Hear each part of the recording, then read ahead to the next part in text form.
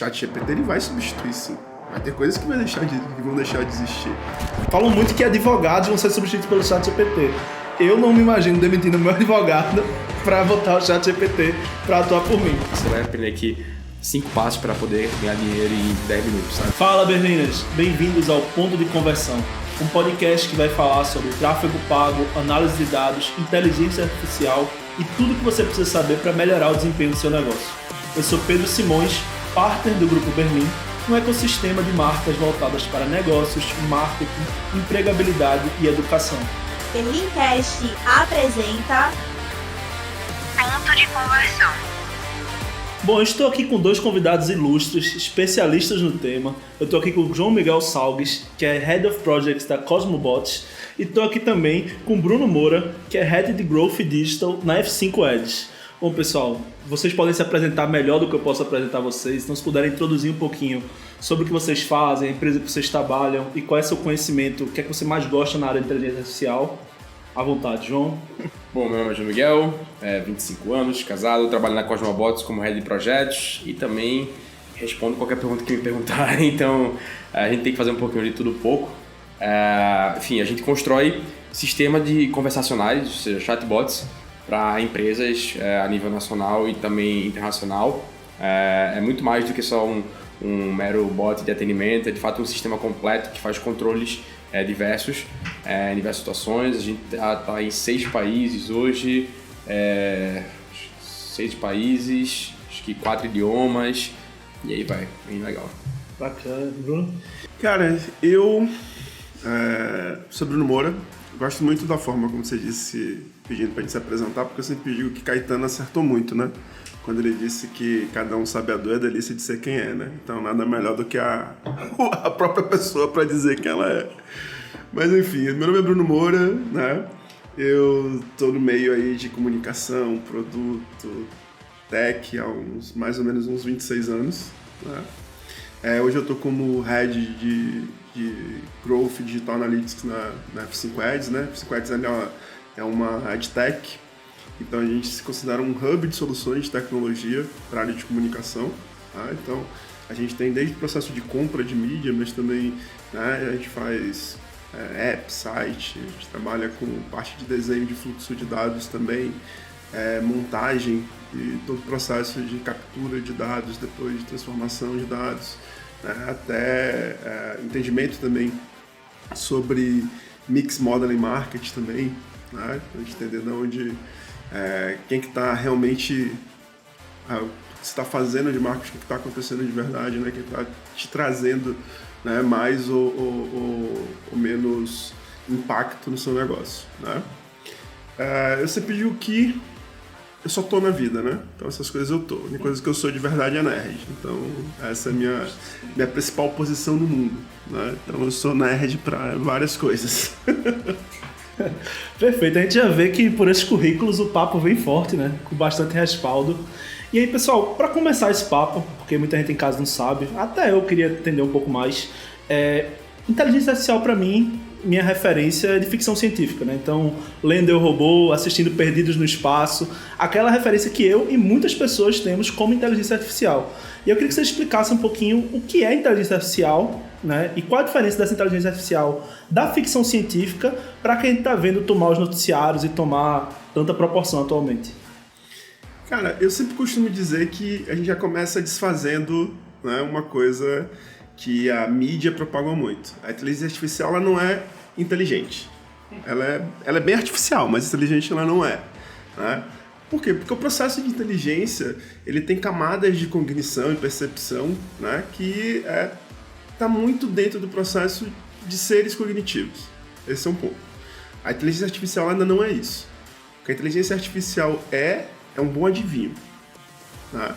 Eu acho que se chamasse adivinho artificial, acho que seria mais. Só que por que ele é um grande adivinho?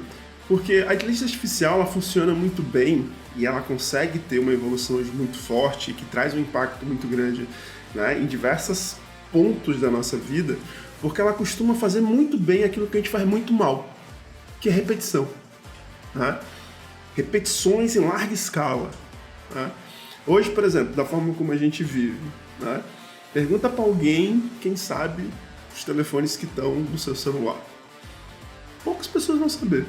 Por quê? Porque a primeira coisa quando a gente quando a gente percebe que pode desocupar a mente com coisas que são, né, vamos dizer assim, mais insignificantes ou repetitivas, né, porque você não precisa ficar buscando um conjunto de 9 números, né? Aí imagina, quantos números você tem no seu telefone? Eu tenho 100 números, 200 números. Imagine, 200 vezes 9. Quantas repetições em sequência de números você precisa armazenar e ainda vincular isso a alguém, né? Sim, com certeza. Imagine o trabalho que isso dá. A gente não é bom nisso, né? Então a inteligência artificial e a tecnologia de inteligência artificial, ela é boa nisso, né? É quando você pega algo nessa escala e aí o que acontece? Ela consegue, além de acumular isso, ela consegue prever, né? Então, por exemplo, se determinada coisa, né, e é pura matemática, né? Esses dias eu dei uma palestra recente e as pessoas me perguntavam assim, eu posso comparar ou trazer que essa perspectiva da inteligência artificial, né, comparar com o ser humano, né, eu posso dizer que a inteligência artificial ela tem um neurônio artificial? Eu falei, não, de longe disso. Você pode dizer que ela tem várias calculadoras boas, né, e o que a inteligência artificial faz é dizer qual mais provável algo vai ser. Mas que mesmo assim não é garantia de uma certeza, né? Mas ela aproxima muito nisso, né? Então eu diria que a gente precisa até reformar esse processo, né? Porque já ganhou grande mídia, né? Já virou marketing, né? Quando chega na camada de marketing da comunicação, aí pronto, é aquilo que foi batizado e acabou. Desvirtuou completamente, né? Mas o processo da inteligência artificial, eu até digo mais, a inteligência artificial, para mim, ela começa no processo da própria computação, né? Se você for pensar entre aquilo que foi os primeiros computadores, onde você tinha um monte de peça que você ia conectando, e aquelas conexões geravam programações para gerarem cálculos, né? Só que era tudo manual, você tinha que colocar fio de um lugar, fio no outro, você tinha que ter um bloco ali perfurado para fazer a leitura e tal. E quando isso, sei lá, até ali o início dos anos 60, e a partir dos anos 60, né? E aí eu gosto de falar isso, que foram duas mulheres, né? Importante. Isso é importante, foram duas mulheres que construíram, né, o primeiro interpretador de aprendizagem, onde você podia inserir uma programação e ela podia aprender com aquela programação, né? A inteligência artificial começou ali. Por quê? Porque você já não tinha mais gente precisando conectar coisas, né? Você não precisa ter um pré-processamento de alguém fazendo o cálculo e colocando ali. Você já tinha uma máquina que ela já tinha um senso, né, de criar uma repetição baseada nisso. Então, a inteligência artificial, ela não é nova, ela é muito antiga, né? Ela já permeia a gente de diversas formas, até na própria tecnologia. Toda vez que você busca alguma coisa no Google e que o Google te oferece ali o complemento daquilo, é por inteligência artificial. Por quê? Probabilidade. Se alguém procurou carro, o que ele vai pensar? Venda de carro, compra de carro, marca de carro. Por quê? Porque as pessoas, quando procuram sobre isso, né?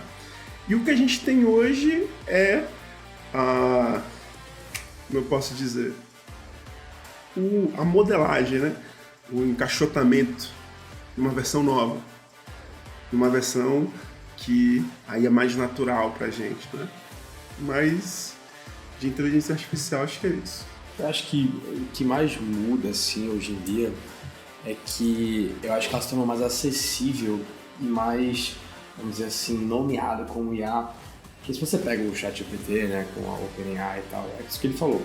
A inteligência artificial, com a ciência de dados, com todos as modelagens que a gente já conhece aí, ela já era muito acessível às empresas, todo o contexto empresarial. Mas o contexto pessoa física final, do jeito que foi com a OpenAI, é a primeira vez da história. Então por isso que ela ganhou tanta força assim, nesse contexto, né? Até o Threads existir, ou a aplicação que teve maior curva de usuários na história tinha sido o ChatGPT, né? Então, o que eu acho, no final das contas, é isso. Hoje ele é mais acessível às pessoas, consequentemente mais difundido. E isso que ele falou é muito verdade, né? Porque se você entende de fato o contexto e o modelo por trás do ChatGPT, que é o mais conhecido hoje em dia, ele é um modelo muito burro. E por mais que se você acha assim, ele é fantástico e tal, realmente ele faz correlações e conexões muito complexas. Mas o modelo Transformer, né, que inclusive foi criado no Google em 2016, que hoje é o maior concorrente da OpenAI, ele foi um modelo criado para, vamos dizer assim, em bom português, encher linguiça, né? E se você pega o modelo da OpenAI em si, do ChatGPT, ele só entende a probabilidade em qual que vai ser a próxima palavra que mais se encaixa com a palavra anterior. Então ele é muito bom em te convencer de que o que ele está falando faz sentido e contexto, mas ele pode estar falando várias coisas com contexto e coesão, vamos dizer assim, textual, mas sem conteúdo nenhum. Que é o que eles chamam hoje, né, dos devaneios, né? Exatamente. Quando a gente se conheceu, a nossa primeira conversa foi sobre como tu tinha feito o experimento de falar com o ChatGPT, pedir para ele as fontes, e ele inventou uma fonte só para não dizer que não tinha fontes. Né? Então, isso foi um teste que eu fiz depois e realmente acontece até recentemente. Essa conversa foi uns 6 meses atrás, né? Você tem um contexto de quem tá falando aqui, né? Sobre que o ser humano, no final das contas, ele sempre vai tender pro conforto. Totalmente. Sempre. E aí, a preguiça nos move, né? Exatamente. Tanto no contexto positivo, né? De criar tecnologias para poder... Total. Então, assim, mas sempre vai tender pro conforto. E aí, se você pega um contexto em que cada vez mais a gente entrega a tecnologia de forma acessível, como eu falei, e fácil, você vai igualando a cognição humana a uma cognição burra tecnológica. Essa é a parada bizarra, assim, da tecnologia hoje em dia. Porque o ser humano, ele é muito mais inteligente do que a máquina. Ainda não chegou o momento, aí a gente pode discutir aqui se vai chegar, se não vai chegar, a IA, gera ozônio e tal. Mas assim, o ser humano hoje, ele é muito mais inteligente que a máquina ainda, nesse contexto, sabe? Mas essa preguiça e comodismo vai igualando as gerações para essa coisa mais... Peraí, vamos tirar logo um fantasma aqui da sala, que é aquele velho papo que a gente tem, sempre que começa... Eu lembro que surgiu muito no ChatGPT essa questão, que é se os empregos vão ser substituídos ou não. Eu vejo muita gente dizendo quais são as profissões que mais vão ser substituídas, que você deve ficar atento, que você está em perigo, etc. O que vocês acham? Né? Exatamente. Falam muito que advogados vão ser substituídos pelo ChatGPT. Eu não me imagino demitindo meu advogado para botar o ChatGPT para atuar por mim. E aí eu queria saber o que vocês acham dessa questão. Vocês sentem que alguém tem que estar preocupado que o ChatGPT e outras inteligências artificiais estão chegando aí para tomar espaço no mercado de trabalho? Cara, toda mudança tecnológica é preocupante para todo mundo. Quantas vezes você foi no sapateiro esses últimos anos para levar o seu sapato lá pra... né? Quantas vezes você foi levar a sua faca para ser amolada? Aí eu já levei. Mas num contexto... Quando desse pra mulher alicate, rapaz, aí vai dizer que é mais comum. Mas é muito menor, tipo, você não encontra isso mais tão facilmente, né? Então, toda vez que você evolui, por quê? Por que você antes amolava muita faca ou você amolava muito alicate? Porque o insumo era muito caro. Entre eu levar um cara para poder amolar R$10 e comprar um alicate na Shopee 10 por 15 conto, eu vou comprar onde? 15 conto, quebrou, comprou outro, quebrou, comprou outro. Né? Então, qualquer processo tecnológico, ele vai impactar. E aí, para mim, a discussão não é se vai impactar. Impactar vai. O ChatGPT, ele vai substituir, sim. Vai ter coisas que vão deixar de existir. Mas vão deixar de existir como todo o processo tecnológico trouxe. Né? Ele não é menos e nem mais perigoso nesse ponto de vista como qualquer outra evolução tecnológica. Como foi a telefonia, né? Quantas pessoas, né, eram telefonistas e precisavam de telefonistas? Né? Sei lá, 10, 20 mil, 15 mil. Eu não estou falando que era um contexto pequeno, não, é um contexto muito grande. Mas foram importantes para a guerra, né? As guerras foram defendidas por equipes telefonistas também. Não é? Então imagina isso. Né? O que a discussão tem que ser hoje é como é que os governos estão cuidando das pessoas para elas evoluírem nesse processo aonde vai deixar de existir. Como é que elas estão sendo capacitadas? De que forma elas vão ser usadas? Né? De que maneiras elas vão ser direcionadas para outros campos? Porque da mesma forma que vai diminuir esses postos, vai ser inventados vários outros sobre. Né? Por quê? Porque a inteligência artificial, como a gente falou, ela é muito boa para substituir esses pontos que a gente é muito ruim. Né? Então, quando você tem uma variedade de coisas que você precisa cruzar, que você precisa ver, que você precisa olhar. Mas o que constrói inteligência? Esse é o ponto. Quando a gente fala de inteligência, né? O que a inteligência ela é? A inteligência ela não é uma mera resposta. Ela é uma análise de um contexto. Né? Ela é a perspectiva que eu tenho não só daquilo que é direto, que está sobre aquele tema, mas de tudo que envolve ali. Sensação, sentimento, entendimento. Né? Que é isso que faz humanamente a gente se conectar. É isso que faz humanamente a gente tende a fazer com que a gente viva em conjunto. Inteligência está nesse processo. Né? Inteligência é eu perceber uma ação repetitiva, um estado, uma coisa, e daquele mesmo jeito que aquilo não daria certo, eu vou dizer, vou fazer de outro jeito. Quantas coisas foram identificadas ou foram criadas a partir de um momento que tudo que a lógica levava para um lugar, o cara fez o que era o contrário, e a partir dali ele teve uma resposta. Né? Então a inteligência ela é feita desses conjuntos. Para uma máquina chegar a isso, né? Eu não vou dizer o impossível, né? Porque o impossível para mim ele sempre chega em algum tempo. Mas eu digo que é muito difícil hoje, tecnologicamente dizendo, ainda acho que a gente vai ter que passar por muita coisa para isso acontecer, né? Para existir essa condição. Mas hoje, e tudo que a gente está falando para mim também é muito datado desse exato momento que a gente está conversando, porque amanhã, né? Mudou tudo. Tudo. Eu sempre falo assim, que tecnologicamente, a partir do momento que a gente tiver computação quântica, aí todas essas discussões elas ficam mais palpáveis até. Mas enquanto não existia computação quântica numa forma, né, escalável, grande, e que ela substitui tudo que a gente está vendo, a tecnologia que a gente tem hoje não faz isso. Não só isso, né? Se você parar pra pensar no, por exemplo, energia, tudo aquilo que envolve as áreas adjacentes da tecnologia em si, Sim, elas precisam também rodar evoluir muito bem mais. e evoluindo muito mais para que consiga chegar. Então, por exemplo, Bill Gates é um grande defensor da energia nuclear, porque ela precisa de um espaço menor, ela demanda menos impacto ambiental. Então, tem todas as discussões que precisam acontecer para que isso aconteça. A computação quântica, por exemplo, demanda muita energia. Só os testes que foram feitos até hoje demandam muita energia. Mas é literalmente um processo. Primeiro você começa bem grandão, igual o computador lá atrás, e você vai diminuindo, aperfeiçoando até chegar. A gente vai chegar. Eu também acredito, mas o professor Silvio Meira, ele falou um negócio que para mim é fantástico, assim, né? No meio dessas discussões inteiras de, meu Deus, vai ser substituído em 2024, eu vou perder meu emprego e tal, ele falou assim, cara, não pra mim, ele falou isso em outro local, assim, se a gente tivesse uma novela da história da IA, a gente não estaria nem no, sei lá, na metade do primeiro capítulo, assim. A novela, sei lá, tem 200 capítulos. Então, assim, é um negócio ainda que é antigo, mas historicamente é um bebê. 50 anos é o quê? É nada na história. Então, é muito recente ainda. Por mais que esteja muito avançado e assuste muitas pessoas ainda, mas a tecnologia, ela sempre vem para mudar um pouquinho a perspectiva que a gente tem sobre a nossa vida. E aí cabe ao ser humano a capacidade que sempre teve que caber a ele, que é sobre a adaptação. Se você vai para o período pré-histórico, teve que se adaptar, e assim foi sucessivamente, sabe? Então, se vai substituir, o que vai substituir?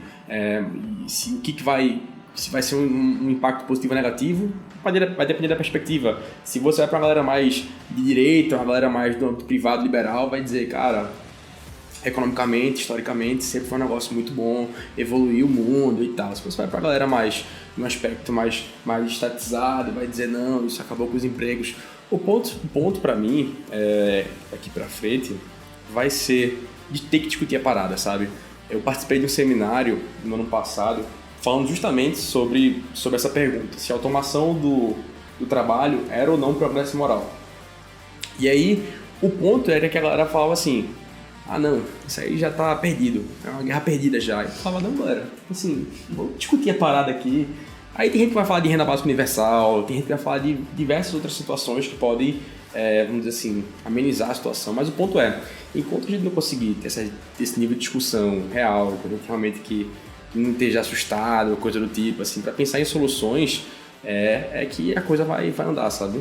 E porque o ponto todo não é o apocalipse zumbi, sacou? Esse é o ponto. Essa mudança, assim como aconteceu de diversas maneiras. A máquina da datilografia com o computador. A maquininha do shopping de estacionamento. Vocês fizeram curso de datilografia? Não. Eu fiz curso de datilografia. Né? E quando eu comecei e terminei, fui fazendo e eu já estava ali.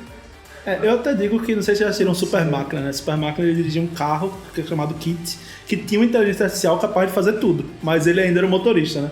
Então, assim, a inteligência artificial não substitui o motorista nesse caso. Se bem que na nossa tá substituindo. Então, mas aí que tá o ponto. Eu não acho que tá substituindo o motorista do ponto de vista que toda essa inteligência precisa de uma supervisão. A gente acabou de falar aqui, por exemplo, né? Do exemplo que eu dei. Eu jogo lá uma coisa no chat GPT e pergunto. Eu não simplesmente vou copiar aquilo e vou colocar. Né? Eu preciso ter local de fala, eu preciso entender do que é aquilo para ver se aquela resposta, né, se a execução daquilo ali está sendo feito correto. Porque como a gente tinha dito, ele é muito bom de adivinhar, de probabilidade, né? E dentro da probabilidade tem uma coisa chamada acurácia. Quanto aquilo está próximo do correto? Quanto ele acertou de verdade sobre aquilo? E se você pega no contexto de tecnologia, a acurácia de 100% ela nunca acontece. Nunca acontece. Nem no contexto de GPT, no final das contas. E aí, tá gostando desse podcast? Então segue a gente em todas as redes sociais, ativa as notificações e compartilha esse conteúdo com teu amigo para ajudar esse trabalho a chegar a mais pessoas. Puxando um pouquinho do que os dois falaram, né? Principalmente a questão que o João falou, da questão da gente ter que entrar no debate, eu acho também que é muito importante entrar nesse debate preparado. Por que eu digo isso? A gente teve uma grande polêmica que aconteceu recentemente, que o Midjourney, né, que para quem não sabe, é um IA de desenvolvimento de imagens, né? Você entra com um comando e ela desenvolve uma imagem para você. Em alguns comandos, como por exemplo, desenho um ladrão, ele estava fazendo apenas sujeitos negros. Né? E aí gerou-se um grande debate de se essa IA era racista, e algumas pessoas dizendo que sim, e outras dizendo que não. Os dados que elas estavam consumindo é que era racista. A sociedade e eu queria entender um pouco de vocês racista. como é que essas IAs são alimentadas, né? Como é que o chat GPT passa de beleza? Ele está fazendo probabilidade, mas como é que ele entende de onde ele vai buscar aquela probabilidade? Tem um caso que antecede muito o Midjourney, tá? Que é um caso do seguinte.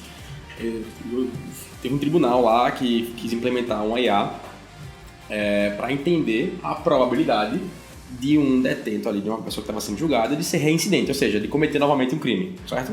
Ele foi treinado para quê? Qual que era o padrão? Entender se aquela pessoa tinha a probabilidade de ser reincidente. É esse o comando, assim, do promptzinho ali. Era esse. Só que é claro que é muito mais robusto e complexo do que isso, certo? Ela começou a o quê? Analisar as pessoas que estavam indo lá, analisar como é que estava na cadeia, e foi sendo treinada conforme o tempo foi passando. Eu não vou lembrar agora aqui o percentual exato que estava na época, mas sei lá, era coisa assim, de cerca de 80% das pessoas que ela indicavam que seriam possíveis reincidentes, e diria, possíveis reincidentes eram pessoas pretas. Ou seja, aqui a gente tem uma situação de que a IA errou? Não, ela não errou. Ela leu como um padrão que acontecia e ela executou o padrão. Aí, só que qual que é a pergunta que você tem que colocar aí no jogo? As pessoas que treinaram a IA, será que elas poderiam ter treinado com outra visão? Será que tinha uma pessoa de antropologia no contexto de treinamento dessa IA? Então, qual que é a parada? A gente começou falando que você era nerd, né? É como se o assunto IA ele tivesse exclusivamente voltado para pessoas nerds ou de tecnologia. Só que hoje em dia, a IA demanda que pessoas de diversas áreas estejam envolvidas nesse debate.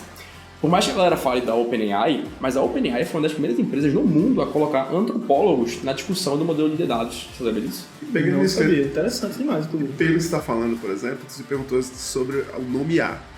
Para mim, aprendizado de máquina faz muito mais sentido que a inteligência artificial. Nesse sentido. Por quê? Porque é um aprendizado. Né? Por exemplo, isso que ele está falando, né, de você pegar e criar um padrão daquilo que é um recorte da sociedade. A sociedade da gente, ela é racista. Ela é estruturalmente racista. E você não precisa de inteligência artificial para ver isso, não. É só você pegar, olha para uma cadeia, ver um vídeo, ver uma foto, só vai ver gente preta, pô. É o padrão que ela pega. Sacou? Agora, se botar um software de identificação facial, ele vai entender que é aquilo, mas não entender o porquê, né? Por exemplo, é quando você vai estudar estatística, que você só entende que estatística é uma média. E ela não é uma média, né? Ela é uma mediana, ela é uma moda. Eu preciso entender daquilo que é dentro de um tempo, né? Daquilo que é fora do comum, para me poder tirar aquilo e só entender aquilo que é o comum. Então você tem uma série de condições que você precisa colocar tanto diretamente, porque números por si só também não respondem muitas coisas, né? E trazer outros recortes, né? Por exemplo, eu faço esse recorte, por exemplo, de reincidência como? Sobre o tipo de crime feito? né? Sobre o histórico, né? Daquele cara. Se ele teve uma outra reincidência anterior, para onde ele está indo? Ele está indo para uma prisão que consegue recuperar pessoas. Porque se eu excluo o processo de recuperação das pessoas, como é que eu prevejo aquilo? Né? Então, tudo isso, dentro de todas essas camadas, elas vão acabar gerando. E aí, a pergunta se a inteligência artificial ela é racista, ela é e não é. Ela é porque ela é uma máquina que está sendo alimentada por humanos que são. Ela não é porque ela não tem consciência sobre o racismo. Esse é o ponto. Né? Eu entendo que uma máquina tem consciência do que é, né, um recorte racista. Não tem intencionalidade naquilo. Exatamente. Perfeito. E como é que acontece essa alimentação? Cara, tem diversas formas. N maneiras. E aí, assim, óbvio que eu não sei exatamente como a OpenAI faz isso, eu não sei exatamente como, sei lá, outras empresas fazem isso, mas basicamente o que elas fazem? Elas pegam um monte de banco de dados que elas têm acesso e dizem assim, cara, lê isso aqui. Né? Lê isso aqui. Algumas usam a base que está em redes maiores, você pode se conectar a redes de universidades. Fazer scrapping porque também. Você tem muito banco de dados hoje, né? Tem muito. Tudo hoje a maioria das coisas estão digitalizadas, né? Então, assim, a base do conhecimento humano, ela tá muito digital. Então, você vai conectando e vai alimentando. E vai dizendo para ela, olha, aprende com isso, aprende com isso, aprende com isso, aprende com isso. Né? Mas, assim, a grosso modo é desse jeito. E se você pega, por exemplo, só para complementar o que ele falou, hoje no ChatGPT, por exemplo, na versão 4, que é a paga, você tem como instalar plugins, né? Sim. E aí, são complementos que e aí precisa. você pega, por exemplo, o WebPilot da vida, e aí ele consegue fazer buscas de scrapping na internet. Se você pegar, é a mesma lógica, ou seja, se você pega tudo que está na internet e você pede para ele dar algum contexto, ele vai reproduzir a mesma coisa, entendeu? Então, no final das contas, é sempre sobre a fonte que você tá colocando, que ela vai enviesar para algum lado. Mas o aprendizado dela não é em tempo real com a internet. Isso é um fato. Então, se você perguntar hoje, por exemplo, sobre a guerra que está acontecendo agora, ele vai dizer que não sabe. Por quê? Porque o ChatGPT ele só é alimentado até uma data X. Certo. Né? Eu acho que a hora da atualização foi dezembro de 22, mas com o plugin você consegue. Inclusive foi muito bom tu pontuar isso daí, porque é até um exemplo prático do que tu falou, só que no marketing. É o seguinte, eu uso o ChatGPT 4 e eu extraio os posts dos meus clientes para analisar o que deu mais certo no semestre. Então eu pego ali 6 meses de LinkedIn, 6 meses de Instagram, etc. Só que por ele pegar apenas estatística, ele me dá que os 5 melhores posts foram aqueles. Só que eu, humanamente, entendendo o contexto daqueles posts, eu vejo que foram posts de eventos em que os donos da empresa foram, que não representam exatamente ao que estava captando a atenção dos meus clientes. Né? Ou seja, eu posso ter uma interpretação errada através dessa ferramenta, mesmo ela estando certa, estatisticamente. E aí uma coisa que, puxando até do que vocês falaram sobre como alimenta isso, e tua empresa trabalha com chatbot, né? Isso. E eu vejo que o chatbot trabalha de servir as duas funções, tanto pegar o que foi alimentado para gerar respostas, quanto puxar o que está sendo escrito ali pelo usuário para gerar conhecimento. Né? E eu queria saber como que isso se administra, como é que o papel do chatbot nisso daí, porque pelo que a gente está falando aqui, pode gerar distorções, né? Sim. Assim, aí a gente tem que entender um pouco, diferenciar um pouco os quesitos, né? A gente está falando aqui muito sobre, vamos dizer assim, um sistema autônomo que vai tomar decisões ali, e por outro lado, existem sistemas que você consegue treinar e serem altamente supervisionados, né? Então, para diferenciar aqui um pouquinho, né? Existe um não supervisionado, existe um supervisionado. Então, no contexto, por exemplo, lá da Cosmobots, a gente tem tanto clientes que querem treinar 100% das respostas que vão estar lá dentro, e eles padronizam as respostas dentro de um quadradinho meio bonitinho, ou seja, um FAQ, você bota aquela resposta para aquela pessoa, você pode fazer isso, só que isso ele não dá a escala. Essas soluções como o ChatGPT, por exemplo, em que eles são um pouco menos supervisionados, a gente dá escala, mas que trazem um pouco menos de acurácia, é o que a gente falou. Então, você tem esse processo. Só que aí, quando você quer trazer um pouquinho mais de escala para grandes clientes, aí você começa a trazer um pouco mais de inteligência nesse contexto. Via de regra, sempre vai trazer um treinamento completo, ou seja, um fluxograma de fato completo com todas as respostas que ele vai dar, que ele vai poder dar, de sim ou não. Mas o que a gente mais faz, de fato, é manter esse fluxo de respostas padronizadas e treinadas, ou seja, ele só vai poder falar isso aqui Mas o que a gente faz de inteligência por trás é conseguir treinar o bot para ele entender o que está sendo mais respondido, por exemplo, para que ele possa sugerir, a partir daquilo ali, uma série de melhorias para o fluxo que o cliente faz. Porque aí você consegue amarrar muito bem a solução em si. Porque a gente tem soluções que movimentam em fluxo de atendimento de 5 mil atendimentos por dia. Você não pode colocar isso na mão de um bot que você não tem 100% de confiança. É muito dinheiro em jogo, assim. Parar uma hora um chatbot de atendimento de um grande cliente da gente é coisa de muito dinheiro, você sabe. Então é uma responsabilidade muito grande para você colocar numa coisa que você não tem controle. Então, o contexto hoje das soluções que a gente faz é, beleza, você cria um bot, você cria um fluxo, um sistema completo de atendimento, certo? Para fazer, por exemplo, um controle de descarga de materiais, como a gente estava comentando anteriormente. E você coloca a inteligência por trás para ela conseguir dizer o que ela consegue melhorar daquele processo para o cliente. Então, por exemplo, vou dar um exemplo aqui de que acontece. Se eu chego numa determinada etapa do fluxo lá, do chatbot, e normalmente as pessoas que têm um padrão são homens de 40 anos, sempre selecionam a opção número 2, por exemplo. Então, como é que eu consigo automatizar? Já que isso é um padrão, ele leu o padrão, como é que eu consigo automatizar esse processo para que a gente consiga ganhar celeridade? E aí a gente sempre entra no jogo. Mas no contexto de sistemas assim, é muito arriscado você colocar isso. É parecido com aquele você está buscando do Google, então... Vai nesse jogo, só que a gente tenta colocar um pouco mais de objetividade. Isso aí é uma tentativa para saber se, ou seja, a NLP, a inteligência, vou usar a inteligência, tá? Mas não fico chateado não. Pode botar, não tem problema não. Ou seja, o bot ele vai tentar ler para tentar adivinhar o que é aquela palavra que significa, qual o fluxo que ele tem que direcionar, mas no nosso contexto não tem isso. Ou seja, o fluxo ele já é pré-definido. A inteligência ela só vai dizer para a pessoa que está por trás do bot qual que deveria ser o fluxo a partir daquele processo. Então, no final das contas, sempre vai ter uma assertividade nas soluções que a gente constrói. Um funcionário proativo, né? Um funcionário que diz, posso fazer melhor assim. Foi a forma como a gente construiu a solução.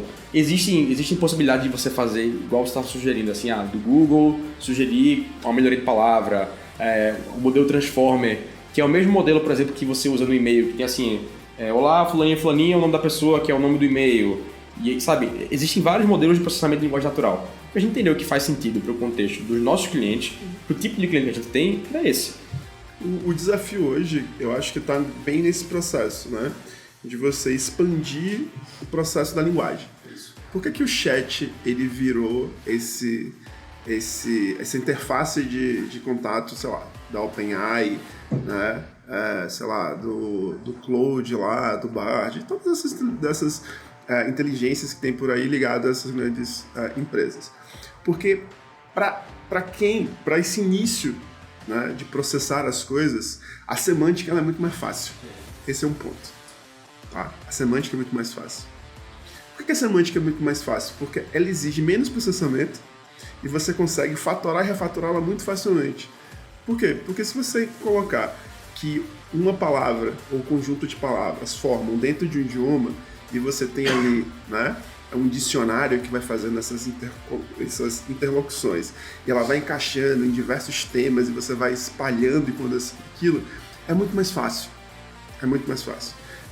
Por isso, por exemplo, hoje existe uma discussão sobre o que a gente chama de engenharia de prompt, né? Que é você saber como você escreve o máximo possível de forma para que a inteligência artificial interprete e te entregue a resposta mais próxima daquilo que você quer. Tá? Esse treinamento semântico, ele não é diferente da busca do Google, tá? Do ponto de vista que quanto mais você escreve ali, né, aquelas discussões de marketing que você tinha de cauda longa, né, que você fazia, isso não difere. Mas, por exemplo, aquela velha lenda que todo mundo acha, que acabamos de falar sobre pizza e Red Bull, e daqui a 10 segundos vamos abrir o Instagram e vai ter 20 propagandas de pizza e Red Bull. Porque o celular tá me ouvindo, né? Porque o celular tá me ouvindo. Gente, isso não existe. Como a gente falou, existe uma limitação hoje, né, de hardware, de processamento. Tá? Não dá pra fazer isso ativamente. Sobre isso. Isso é muito caro, né? Muito. Assim, isso é muito caro. Não é que seja impossível de ser feito, não. É possível de fazer. É possível ser feito. E o retorno feito. não seria tão grande também. Sacou? Só que é muito caro, pô. Não tem como. Você não tem chip hoje, pô. Você tá vendo aí, né?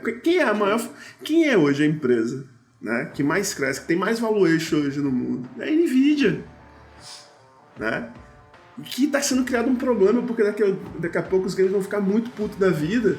Por quê? Porque os caras, entre fazer placa de vídeo e vender para OpenAI, Microsoft, Google, X, entendeu?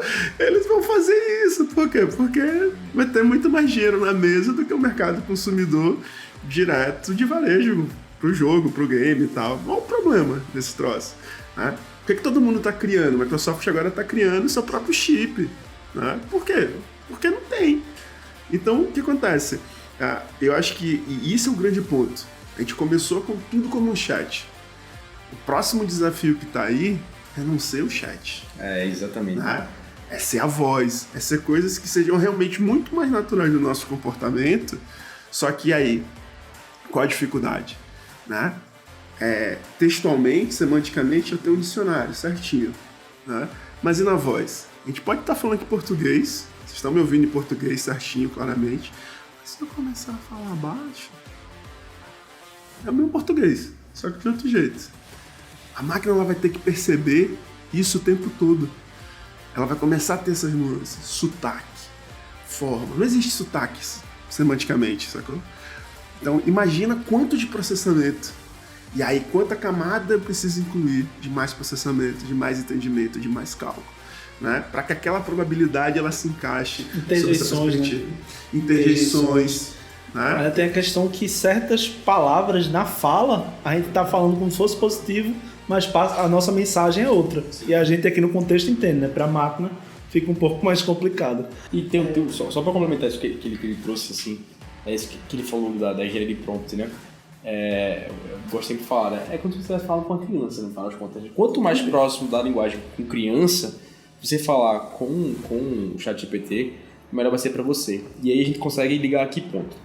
Os sistemas que a Cosmobot, por exemplo, cria, eles são sistemas que não existem, ou seja, são sistemas que a gente cria do zero para essas empresas que chegam com um problema específico, que não tem uma solução, a gente tem que criar uma solução específica a partir daquilo. Só para você ter ideia, existe um único bot para uma empresa que é multinacional, que só esse bot tem mais de 160 etapas de integração via API.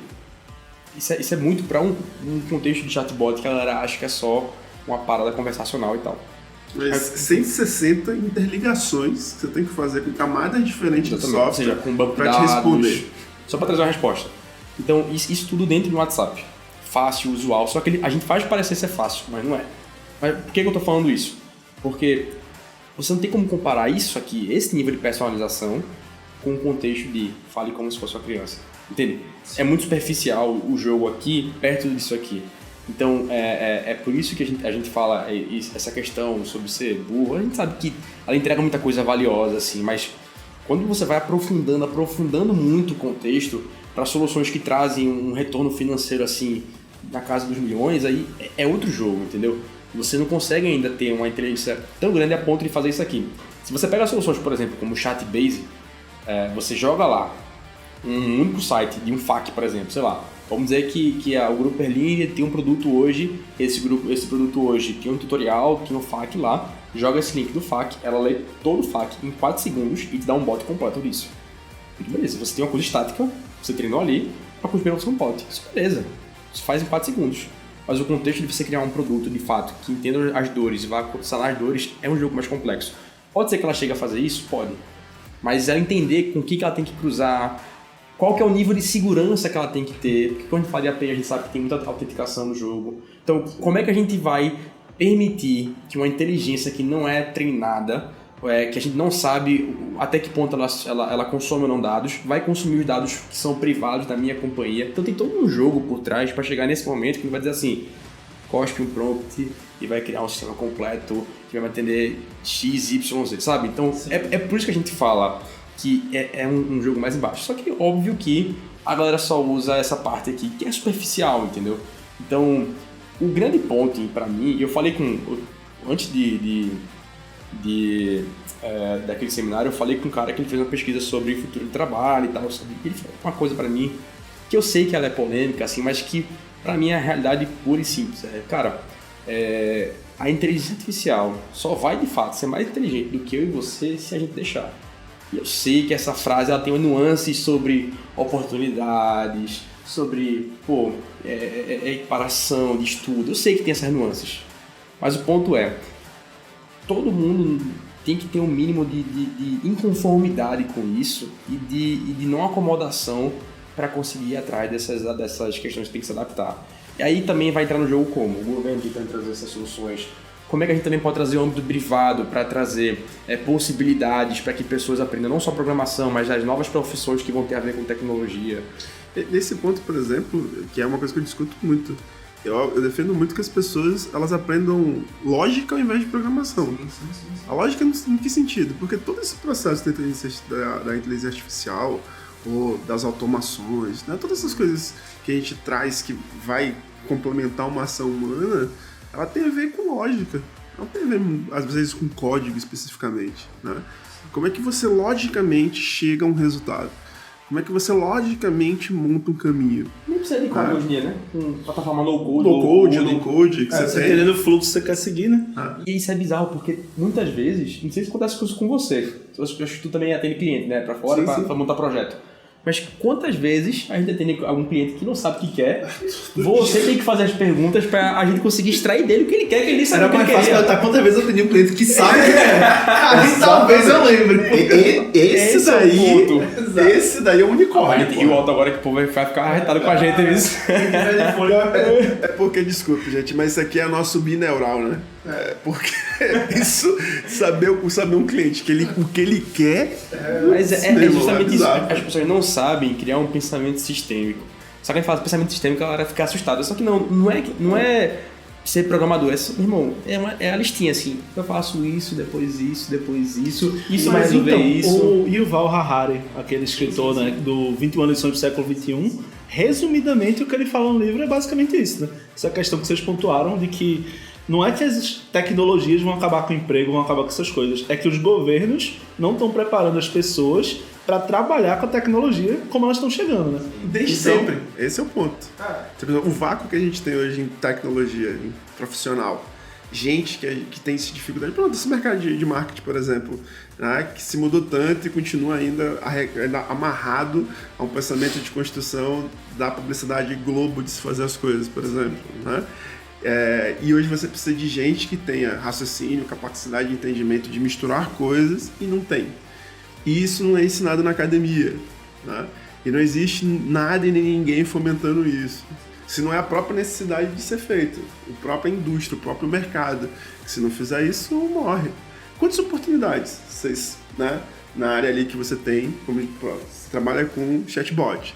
Chatbot não é simplesmente conjunto de respostas. Você tem desenho, né? Você tem análise institucional, você tem ali design, mas não design do ponto de vista, como a maioria das pessoas acha que é relacionado à perspectiva visual de algo, mas como algo resulta uma outra coisa, né? Como você constrói o caminho. Isso é lógica, né? Isso é muito bizarro. E aí você entra o papel do design nesse jogo, né? Que pelo menos no meio tecnológico, é uma galera meio tipo assim, não, design não é tão importante assim e tal, é só um conjunto de telas. Não, se você vai importantíssimo. O design, cara, se você pega um contexto de um PM e um designer, cara, se você tem um orçamento apertado, é um tiro só, contrata um designer, que é o cara que vai conseguir pensar, vai conseguir entender. Um gestor de produto, por exemplo, ele tem que facilitar o jogo para que aquilo fique mais fluido, com menos fricção, mas quem vai fazer o jogo ali entender qual que é atuador e qual que vai ser o fluxo é um designer. Então, se você pega o Airbnb, ele fez esse jogo, né? Ele tirou um pouquinho o PM para ir pro jogo do mercado e o designer para ir pro jogo da solução, né? Total. Porque a palavra design para mim, ela tem uma conotação de resolução de problema. Pro mercado é uma parada meio o desenho, né? Mas... O desenho. Inclusive, poucas pessoas falam que muitos designers não sabem desenhar. Totalmente. E aí, no momento que a gente tá gravando esse podcast, aconteceu uma coisa, pra mim, pelo menos, foi muito interessante. O ministro Barroso, ele assumiu a CNJ, né? E na primeira sessão, ele falou sobre inteligência artificial, não sei se vocês acompanharam. Na primeira sessão, ele falou que, antes de ter a primeira sessão, ele entrou em contato com Meta, com Facebook, ou com Meta, com Google e com a Microsoft, e solicitou a elas um projeto de inteligência artificial que pudesse agilizar o judiciário brasileiro.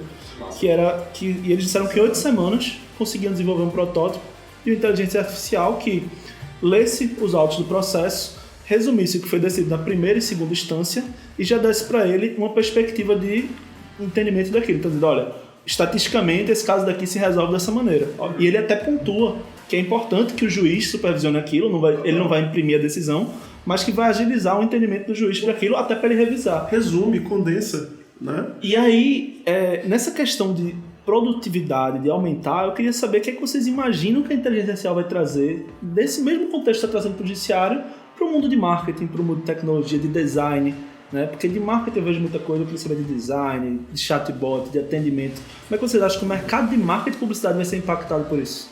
Cara, acho que o mercado de marketing ele já mudou há muito tempo, né? Se não é por uma camada direta de inteligência artificial, mas por camadas da tecnologia. Mas o que eu entendo é, cada vez mais você precisar desses skills, as conversas vão precisar rodar sobre esses entendimentos, né? Sobre lógica, sobre o que é, sobre dados, né? Entendimento de construção de camadas, de interligação. Pronto, no início eu falei que na minha empresa a gente está começando a falar sobre processos de Mixed Modeling Marketing. O que é isso? É você saber o que está te gerando o resultado, né? Não é apenas você achar, não é apenas você vir com o dado ou o resultado, que são aqueles que todo mundo, né, acha que trouxe algum tipo de resultado, mas qual que trouxe de verdade, né? E daquilo que você entende que acha que não trouxe, será que realmente não trouxe? Né? Eu discuto muito, por exemplo, que as pessoas hoje na área de marketing falam muito sobre performance e brand, como se fossem duas coisas completamente diferentes. E são duas coisas que são a mesma coisa, só que âmbitos ou etapas diferentes. Esse é o ponto. Quem só põe dinheiro, por exemplo, né, naquilo que traz o resultado do last click, ultimamente tenho feito umas conversas, sempre pergunto, gente, a gente é refém do last click? Né? O last click é o que deixa hoje o mercado nessa conversa rasa que você ouve na maioria das vezes?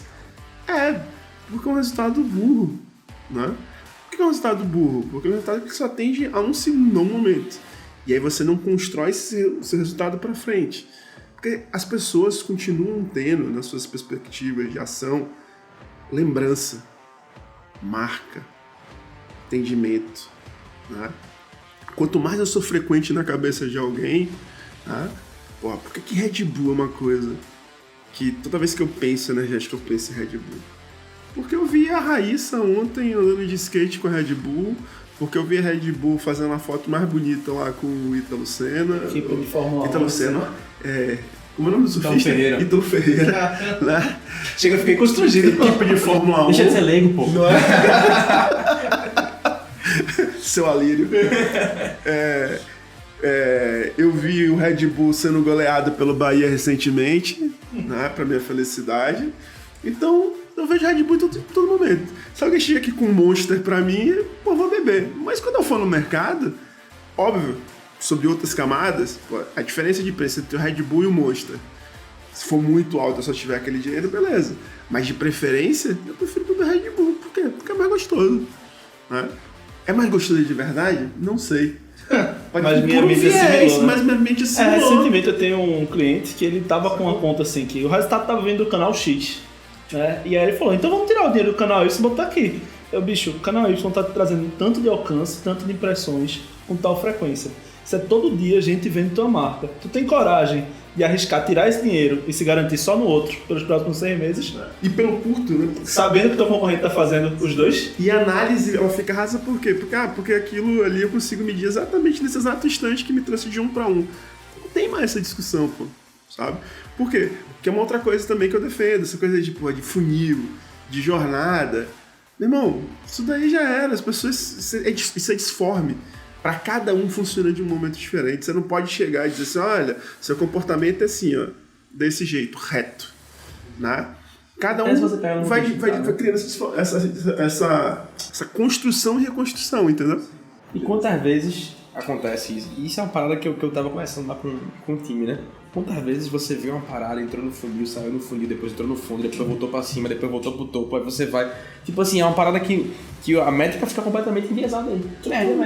Então você não pode... Você nunca pode, em nenhum contexto, tomar uma decisão planilheira, no final das contas.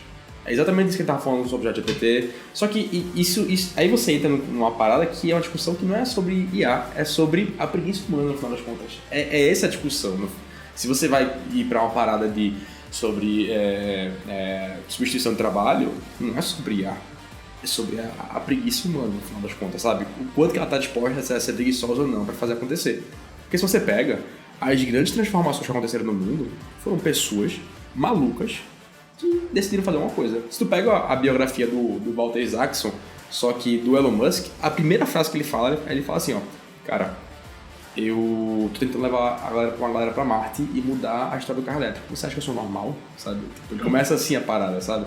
Então, essa anormalidade, esse não padrão é que faz as mudanças. Só que a gente tá falando de Elon Musk, você fala, pô, Elon Musk é muito distante de mim. Mas não, pô, isso em qualquer contexto, se você pega uma planilha e você vai conversar com o usuário final, você tá fora do padrão já.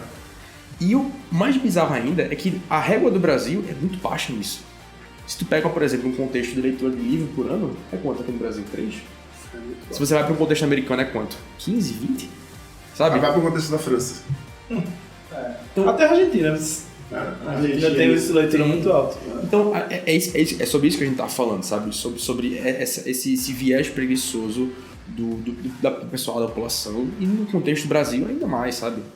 Não, e uma pontuação muito importante aqui é que quem quer se aprofundar nesse assunto tem a palestra dos nobres convidados no Berlim Plus, né? Então, se você está no Berlim Plus, vale a pena entrar lá para se atualizar e ver um pouco mais aprofundado, né? Que lá tem temas específicos. João falou sobre chatbot, ensinou muito sobre utilizar ChatGPT com planilha, foi interessantíssimo. Bruno ensinou bastante sobre como você construir comandos melhores. Então, se você está no Berlim Plus, vale a pena conferir. Se você não está no Berlim Plus, eu não sei porque você não está lá ainda. Porque não tem motivo para não estar, né? Melhor custo-benefício do mercado. Tá justamente nesse ponto que ele estava falando, né? De quem ainda não entendeu que precisa construir suas oportunidades para justamente não ser expurgado pela inteligência artificial. E entendeu? aí a gente está chegando no fim aqui, realmente por questão de tempo.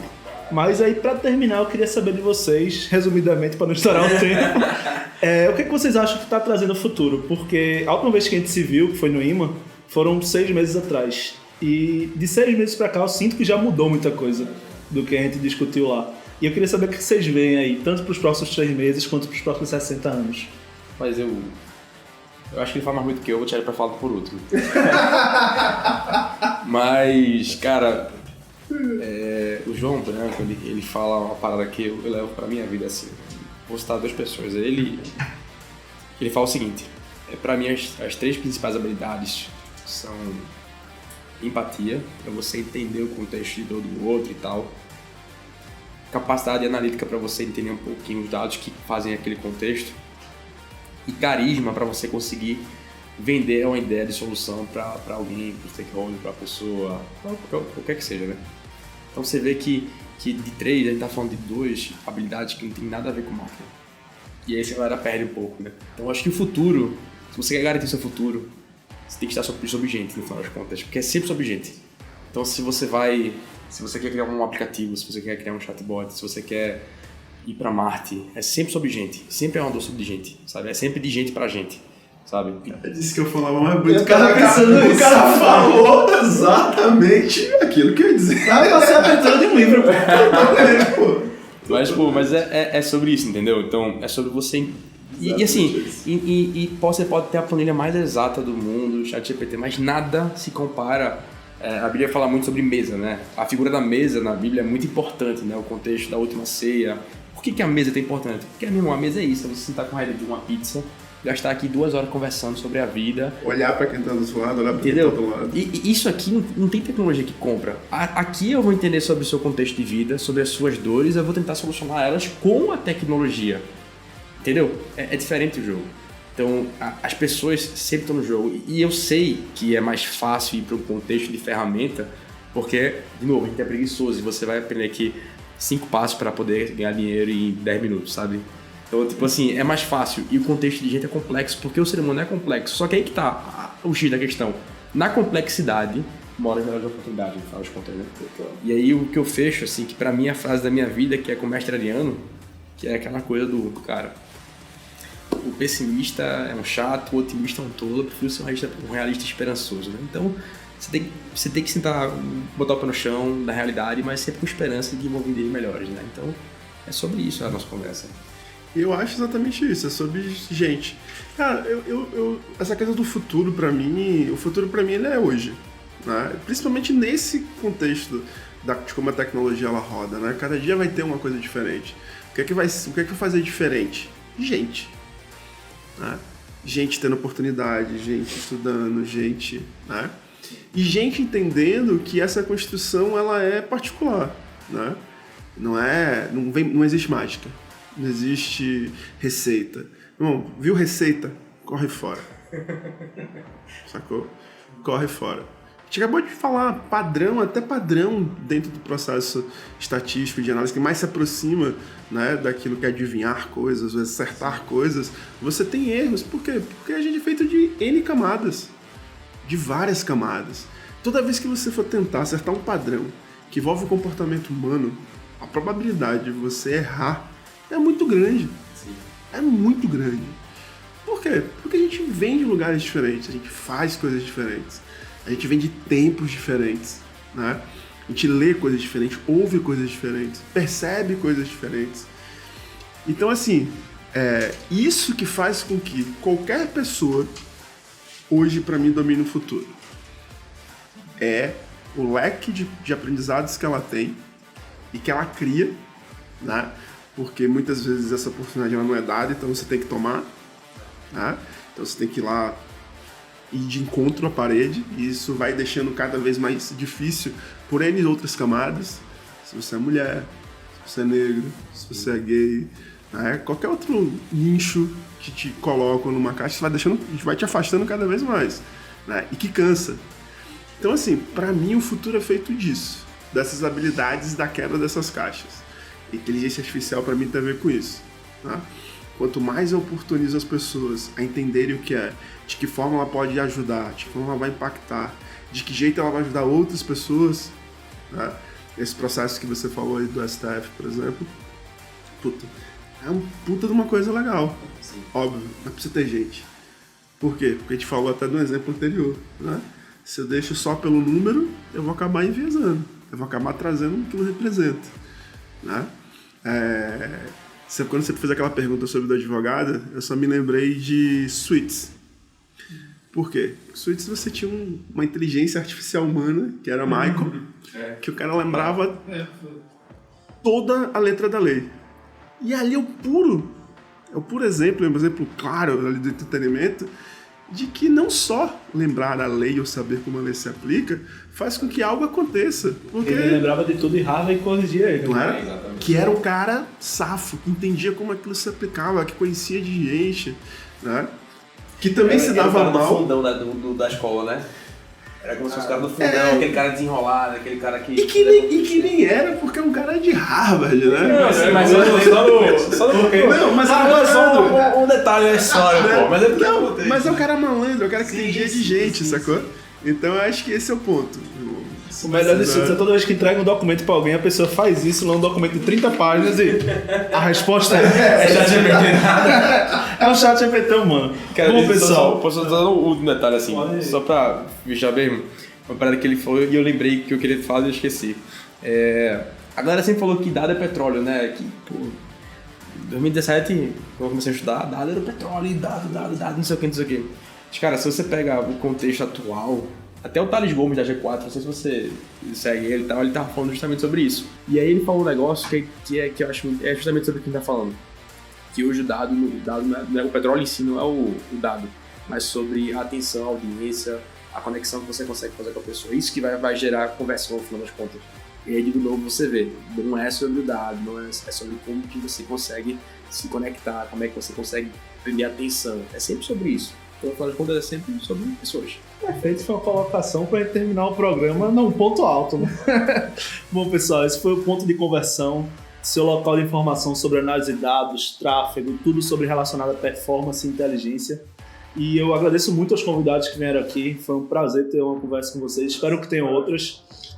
Se vocês quiserem deixar as redes sociais de vocês, o pessoal seguir, acompanhar o trabalho de vocês. Cara, a minha rede social qualquer uma é Bruno Moura BR. Mas aí, se quiser conversar comigo, o LinkedIn é a melhor coisa que tem. Porque meu Instagram é fechado, então o LinkedIn é o melhor lugar para quem quiser me dar um oi. Boa. Da Cosmo é cosmobots.io.